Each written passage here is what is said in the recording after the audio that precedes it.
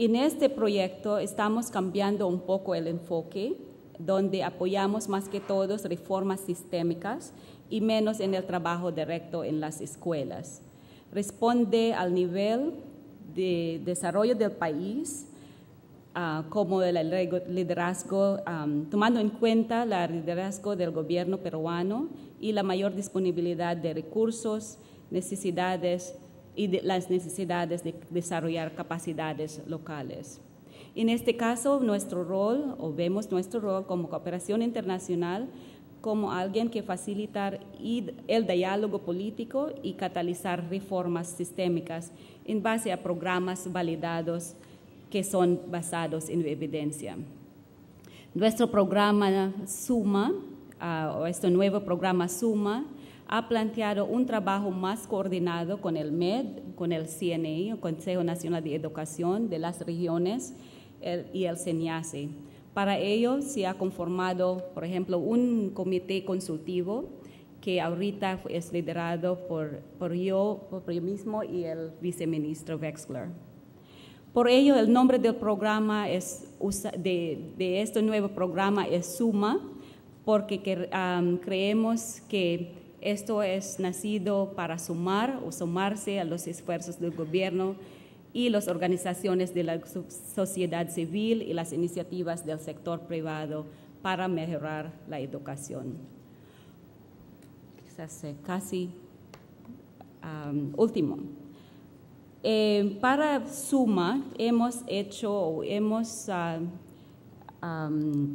creado un fondo de alianzas en educación. Este fondo es para promover nuevas alianzas con el sector privado. También es un apoyo a modelos validados y sostenibles que mejoran la calidad educativa. En el fin, lo que queremos es tener una sinergia con políticas de Estado y las prioridades de gobierno. Un ejemplo, por ejemplo, que estamos trabajando ahorita con el Ministerio de Educación y también varios gobiernos regionales es el tema de PELA o del Programa Estratégico de Logros de Aprendizaje. Con esto quiero dejar este mensaje de sumando esfuerzo para formar alianzas a favor de la educación, tendremos mejores resultados. Gracias.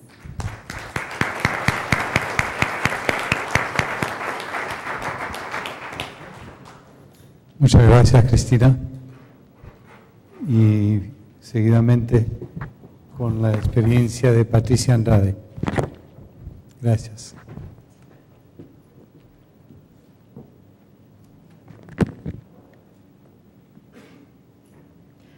Bien, buenos días con todas y todos. En primer lugar, sumándome al saludo por este espacio, saludo, felicitación a la empresa privada por generar estos espacios de encuentro, de diálogo. Creo que es un desafío el que tenemos todos los presentes, comenzar a conversar, comenzar a ponernos de acuerdo acerca de qué es esencial para mejorar la educación en un país como el nuestro. El proyecto de mejoramiento de la educación básica es un proyecto que está financiado por la Agencia Canadiense para el Desarrollo Internacional y que se ejecuta en convenio con el Ministerio de Educación, específicamente la Dirección de Educación Bilingüe Intercultural Rural es la que preside el Comité de Orientación del proyecto, el cual decide, hace seguimiento y decide acerca del plan de implementación y de los planes anuales de trabajo. En aras de poder hacer una presentación que en un tiempo tan breve pueda comunicar lo que ha sido esencial en términos del proyecto, cuál es su naturaleza y qué hemos aprendido en estos años, he organizado mi presentación en 3 bloques. Una primera, que espero que sea un poco breve, es que me gustaría contar lo esencial de qué es el proyecto. En un segundo momento me explayaré un poco más sobre las lecciones aprendidas o lo que ustedes llaman los factores de éxito, que decido llamarlas de esta manera porque sumando efectivamente aprendizajes, no solo esfuerzos, es que podemos mejorar. Y finalmente entrar al tema central de la sostenibilidad. Bien, en relación a lo primero, el proyecto de mejoramiento de la educación básica tiene como propósito el lograr que los niños y niñas que asisten a las escuelas públicas en las áreas rurales del país completen la educación primaria, el nivel de educación primaria, en la edad en que debieran completarla y con las competencias básicas requeridas. Ese es el propósito del proyecto y a eso se han dirigido todos los esfuerzos que a continuación iré planteando. Para lograr este propósito, y a modo de hipótesis de acción, porque así es como comienzan todas las experiencias de intervención, nos planteamos 3 grandes líneas de acción. La primera, ya se ha dicho en el primer bloque de la mañana, la atención a la primera infancia es fundamental, es el pilar para la construcción no solo de los aprendizajes formales, para la construcción de la autoestima, para el desarrollo de la persona, para la construcción de la ciudadanía que nuestro país requiere. Entonces, este ha sido uno de los componentes claves en el proyecto, el cual consistió en generar, desde una modalidad piloto a una más de transferencia, espacios y servicios articulados que funcionan de manera intersectorial de atención a la infancia. El segundo componente es evidentemente el de acompañamiento a la escuela, porque ahí se dirige el propósito del proyecto, y lo que se buscó específicamente es que mejore el desempeño de las instituciones educativas, es decir, que los niños realmente aprendan, que los docentes mejoren su desempeño docente, que quienes gestionan las escuelas desarrollen las capacidades y las competencias que les permita sostener este sistema para que los niños aprendan. Y finalmente, el tercer componente, se me pasó, que le llamamos el de gobernabilidad, porque acá hay un reto muy importante. No estamos en el Perú en abstracto, estamos en un país que está en un proceso de centralización, que ya tiene un camino recorrido, pero que está también aprendiendo. Y entonces consideramos que es fundamental que para que este proceso, un proceso de esta naturaleza como las experiencias que me han antecedido, sean viables y tengan sostenibilidad, es clave trabajar de manera articulada con todos los niveles de gobierno, con el gobierno nacional, con los gobiernos regionales y con los gobiernos locales, que han sido unos socios importantísimos, no solo en la sostenibilidad, sino en la generación de la propia propuesta, como lo verán a continuación. Entonces, el proyecto apuesta a fortalecer capacidades, a fortalecer liderazgos regionales, a incidir en la voluntad política para mejorar su capacidad de gestión, para invertir y hacerlo con criterio de eficacia, con criterio de equidad. La población atendida a lo largo del proyecto, y ahora pasaré además a señalarles en qué año es que comenzamos. El PROMEP comienza en el 2003 y en el marco del convenio de cooperación de gobierno a gobierno entre Perú y Canadá se elige a la región Piura como la primera, como la región donde se construiría lo que hemos llamado la fase piloto, que duró 4 años entre el 2003 y 2006. Durante esta fase piloto, el trabajo se concentró en 4 distritos, que son el Lancones, Salitral, San Juan de Bigote y Lalaquís, que están en las provincias de Sullana y de Morropón. Ahí los puntitos le permiten ver los 4 distritos a los que llegamos.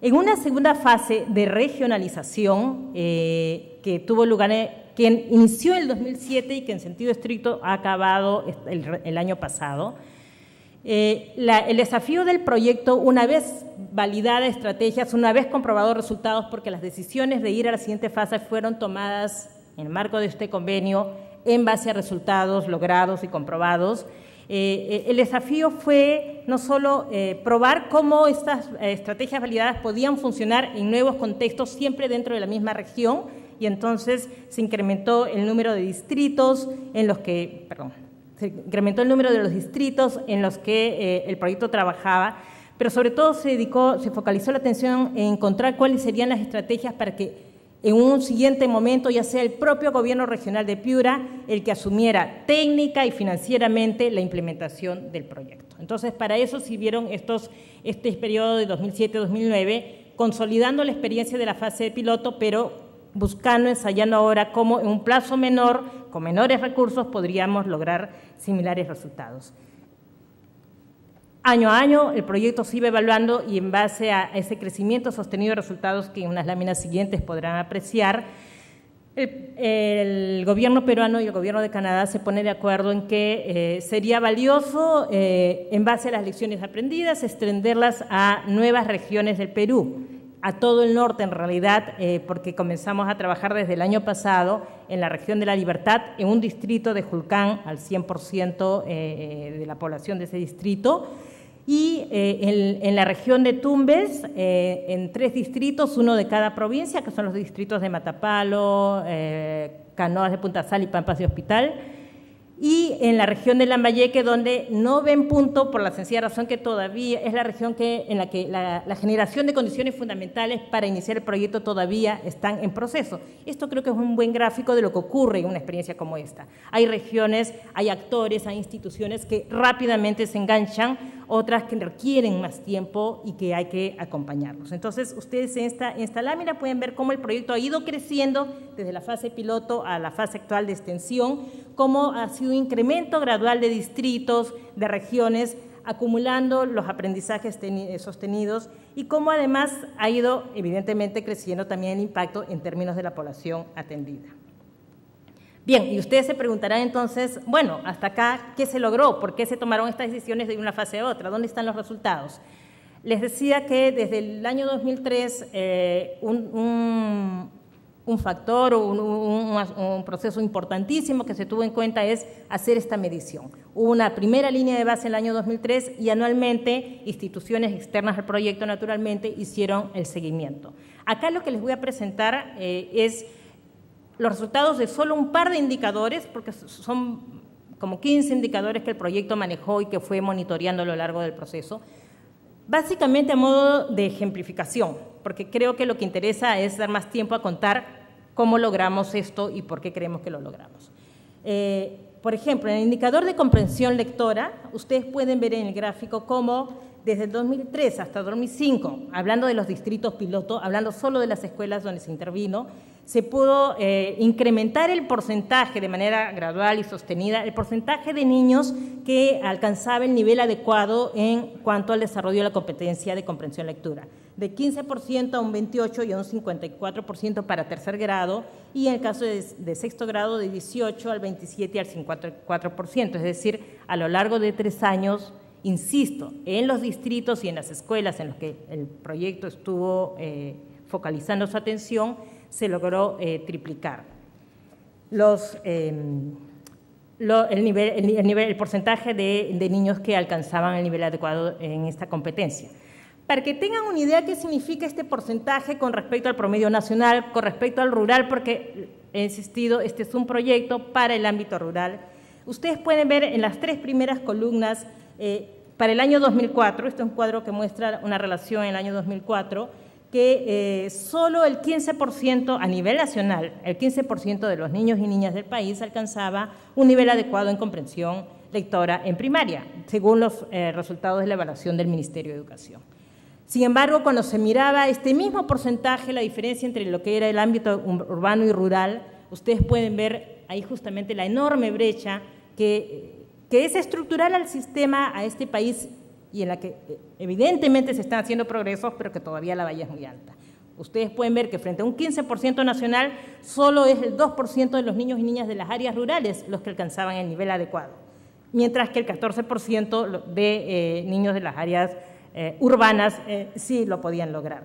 En ese mismo año, o sea, habiendo pasado un año de intervención del proyecto, ese mismo año, sí, en Piura el promedio era de 11%. No tenemos acá la diferencia urbano-rural, pero ustedes ya pueden ver que la tendencia es a encontrar una brecha bastante amplia. En el caso del PROMEP, el porcentaje de niños que alcanzaba el nivel adecuado en ese mismo año, en esta misma competencia, era equivalente al 28%. Y bueno, ustedes vieron en el cuadro anterior cómo esto se ha ido incrementando. En esta siguiente lámina, ustedes pueden ver también el mismo movimiento gradual de incremento en logro en otro indicador que es de expresión escrita, el cual no lo mide la evaluación censal, y voy a pasar rápidamente entonces.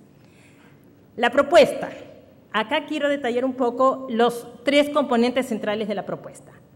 ¿Qué hemos hecho cuando hemos trabajado en el tema de infancia? Nosotros nos hemos movido en una modalidad de asistencia directa hacia indirecta.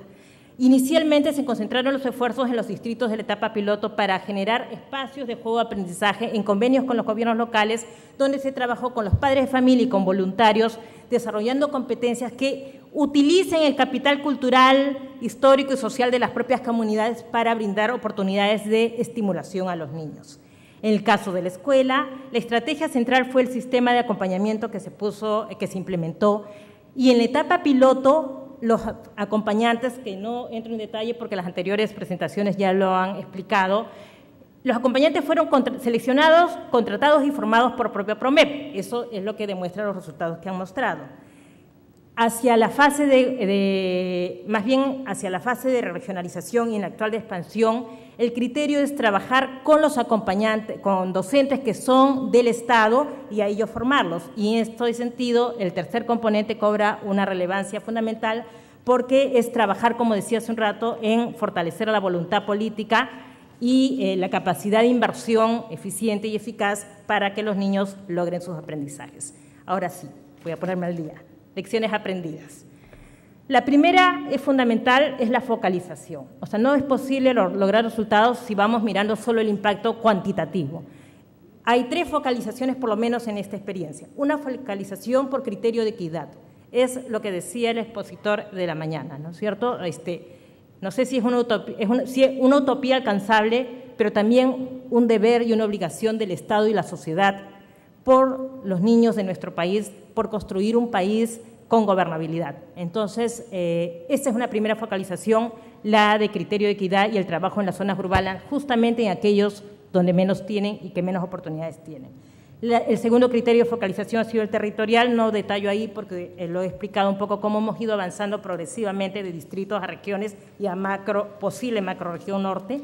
Y el tercer criterio de focalización es el tema de las competencias básicas, lo cual lleva a una discusión grande, pero lo que quisiera subrayar acá es que si bien las evaluaciones tienden a mirar solo el tema de lógico, matemática y comunicación integral, el proyecto optó por identificar aquellas competencias fundamentales que atraviesen currículo, si bien se centran en estas 2 áreas, que son las competencias comunicacionales y las competencias de resolución de problemas que fueron trabajadas. Segunda lección aprendida, un enfoque pedagógico claro que invierte el sentido común habitual con que opera la práctica pedagógica en las aulas, rurales, urbanas, sector público y privado en su mayoría. Lo habitual es que los docentes parten de un currículo, lo bajan a nivel regional, lo bajan a nivel institucional, lo desagregan actividades, hacen una programación y cuando ya tienen el plan listo recién van donde los niños para generar situaciones de aprendizaje y evaluarlos. Es una lógica lineal. Imagínense que ustedes van donde un médico y el médico apenas ustedes entran al consultorio, los atiende con la prescripción de lo que ustedes deben hacer, sin haberle tomado análisis, sin haberle preguntado qué tienen, sin haberles preguntado por su vida o cómo su entorno laboral puede estar influyendo en su estado de salud. El PROMEP lo que busca es aplicar el sentido común que nos dice que lo primero son los niños, su entorno, su escuela, su ámbito, su comunidad. ¿Qué posibilidades tienen? ¿Con qué capacidades vienen? ¿Qué niveles de desarrollo han logrado alcanzar? Esa comunidad, ¿qué potencial tiene que puede ser un aliado para potenciar el aprendizaje de los niños?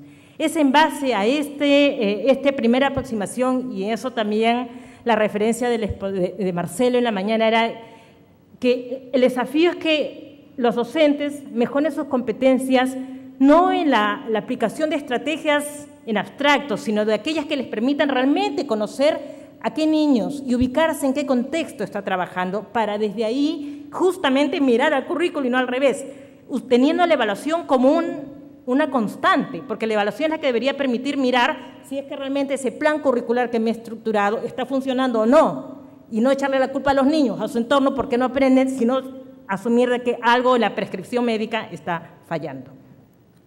Tercera lección aprendida, la cooperación basada en el consenso y en el desarrollo de capacidades. El proyecto ha apostado todo el tiempo porque más independiente de que tuviéramos lecciones aprendidas, que supiéramos que algunas cosas funcionaban mejor que otras, si no hay un consenso previo con los actores involucrados, no es posible generar ningún cambio. Las reformas, ya se ha dicho insistentemente, comienzan en las escuelas, no comienzan desde arriba, sino el alto índice de conflictividad social que tiene nuestro país no pasaría lo que pasa, ¿no es cierto? Es porque no hay un primer paso de generación de consensos donde con los actores se identifican cuáles son los problemas, por qué son, cuáles son las prioridades, cuáles son las mejores estrategias, si aquello que funcionó allá puede funcionar acá y qué necesitaría para que funcione o no. Ese es el pilar del desarrollo de capacidades. Sobre esta base es que se estructuran los programas. Ad hoc, así como le pedimos al docente que trabaje en función a un niño, a los niños que tienen delante, y no en plan curricular, nos exigimos como cooperación trabajar en función a una población determinada, con unas características determinadas. Este es un ingreso que permite realmente contextualizar la tecnología que se pone a disposición de las comunidades.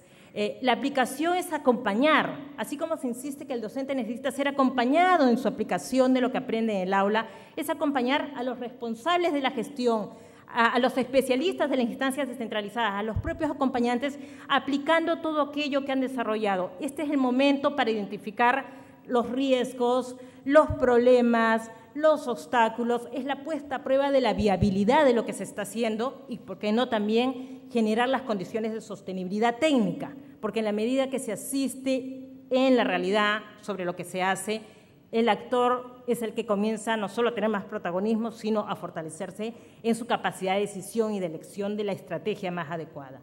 Y finalmente el tema de la institucionalización es clave. Si no se trabaja con el sistema, no vamos a pasar de… O sea, a veces se ha criticado que las experiencias o los proyectos, sí es cierto, tienen la limitación de ser lindas experiencias en un nicho, ¿no es cierto? Ahí aisladas, en condiciones ideales, que nadie las toca y, bueno, funciona, por supuesto. Pero el reto que PROMEP y la cooperación canadiense asumió es ir generando un cambio a partir de la transferencia gradual de una propuesta como esta, ir generando un cambio en el sistema, identificando los obstáculos normativos. O sea, esto realmente ya toca la necesidad de una reforma de la administración pública, o sea, que tiene que ir de la mano para que esto funcione. Y en todo momento trabajando con personas, trabajando con instituciones y, como he dicho, trabajando con el sistema. Sostenibilidad técnica y financiera. Ustedes en este gráfico pueden ver lo que le costó al proyecto lograr los resultados que logró. Y ustedes pueden darse cuenta que en la etapa piloto el porcentaje adicional a lo que invierte el Estado es definitivamente muy alto y lo podría hacer irreplicable. Sin embargo, ese es el costo de la generación de condiciones. O sea, asumimos que ese es un costo que se tiene que pagar en un momento dado. Sin embargo, ustedes pueden ver cómo a medida que el proyecto avanza de fase y transitando en esta asistencia directa e indirecta, el incremento presupuestal que aporta el proyecto es menor. O sea, y en el momento actual, el proyecto aporta el 30% más de inversión por niño. Eso ya no lo hace tan imposible de replicar. Más aún si tomamos en cuenta lo que es la estrategia de sostenibilidad financiera que hemos ensayado y que de nuevo se sustenta en lecciones aprendidas por el programa de USAID, por el programa Aprendes, que comenzó a ensayar cómo en el contexto de descentralización era posible convocar no solo la voluntad política, los recursos que sostienen y demuestran la voluntad política para implementar una propuesta como esta. Y esta estrategia son los proyectos de inversión pública. No sé cuán familiarizados están con esto, pero este es un instrumento que el marco normativo de descentralización pone en manos de los gobiernos regionales y locales para invertir. Lo tradicional ha sido, como señalaba Jesús Herrero, que se invertía en fierro y en cemento, porque son proyectos abiertos para cualquier tema o aspecto de desarrollo. El desafío que se asumió y que lo asumió, repito, el proyecto de Aprendes y que fue realmente un legado importante que nos ha dado a otros proyectos es generar capacidades en los funcionarios que diseñan y evalúan estos proyectos para convocar este recurso del propio gobierno regional. Esto es lo que se hizo, que trae la ventaja no solo de ser más recursos, sino sobre todo de convertirlos en proyectos gestionados en su totalidad por los gobiernos regionales, donde la cooperación tiene un rol de asistencia más indirecta. Con esta modalidad, lo que hemos logrado es, en un año, el primer año de expansión, el año pasado, donde la inversión total, el costo total del proyecto fue alrededor de $1 millón, ya se han declarado viables y ya están los fondos, en el caso de Tumbes, para 4,5 millones de soles, que beneficiará o llegará a 2.437 alumnos. En el caso de Piura, es un proyecto de 6 millones de soles y en el caso de La Libertad es un proyecto de 5 millones. Esto es muy importante si se tiene en cuenta que tanto en Tumbes como en La Libertad no hemos pasado por la etapa piloto. Estas son regiones nuevas. Con ellas hemos comenzado recién el año pasado. Es clarísimo que estas regiones han apostado a la relación de cooperación porque se sustenta en las evidencias de resultados, pero también porque hay una trayectoria de desarrollo de capacidades, de fortalecimiento institucional, que las regiones es lo que hoy demandan. No solo quieren el producto terminado, sino fortalecer. Y el año pasado nosotros implementamos un diplomado del cual participaron no solo el sector educativo, participaron también los que toman las decisiones en el presupuesto, los gerentes de presupuesto, los gerentes de planificación, gerencia general de gobiernos regionales, quienes previamente visitaron las escuelas exitosas de PROMEP y luego se embarcaron. Y en la clausura de este diplomado, un gerente de la Oficina de Proyectos de Inversión Pública dijo: ahora entiendo cuál es la sostenibilidad de un proyecto de inversión en educación. La sostenibilidad es el acompañamiento pedagógico. En síntesis, es posible lograr resultados aún en las condiciones más desfavorables, es posible cuando se consideran las condiciones señaladas. Y quiero acabar, perdón, por el abuso del tiempo, con esta cita que creo resume lo que he tratado de transmitir. Hay dos dimensiones claves para la capacidad. Una es lo que los individuos pueden hacer para desarrollar su efectividad a pesar del sistema. La otra es la forma como los sistemas necesitan transformarse, y ese es el compromiso de PROMEP. Muchas gracias.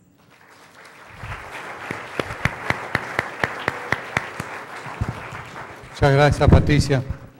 Y quisiera disculparme con la audiencia a nombre del entusiasmo de cada uno de nuestros conferencistas que se han excedido ampliamente en el tiempo explicando sus diferentes proyectos, y espero que el viceministro Idel Wexler, quien pasa en este momento a hacer sus comentarios, sea lo más breve posible en aras de...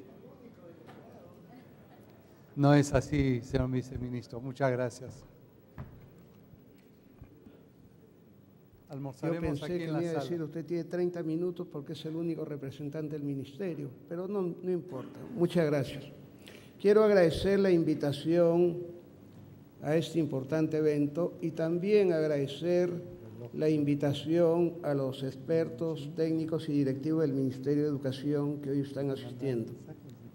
Lo primero que quisiera decir es de que estos proyectos que se han convertido en experiencias exitosas y que deben ser replicables en el marco de la viabilidad financiera, administrativa y técnica, tal como han dicho los amigos ponentes, son producto de una alianza estratégica entre el Ministerio de Educación y las organizaciones correspondientes que promueven estos proyectos que hoy hemos conocido con algunos detalles. Y es importante decirlo porque